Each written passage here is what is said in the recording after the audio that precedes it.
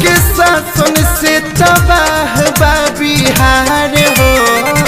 सबके हुमांगता तेजस्वी सरकार हो।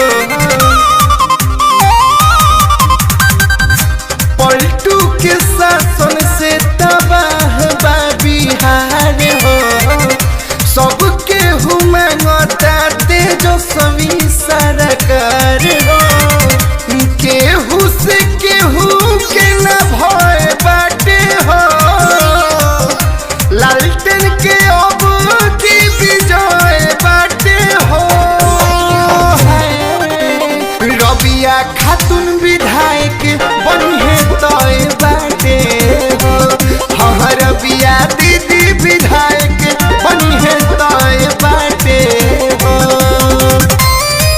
जिंदाबाद जिंदाबाद लालू रवि जिंदाबाद जिंदाबाद जिंदाबाद जय तेजस्वी जिंदाबाद जिंदाबाद जिंदाबाद रबिया खातून जिंदाबाद। आपका नेता कैसा हो रबिया खातून जैसा हो। जिंदाबाद जिंदाबाद रंजीत छाप जिंदाबाद जिंदाबाद जिंदाबाद रंजीत छाप जिंदाबाद। जनता के बाटे अब की पूरा विश्वास हो।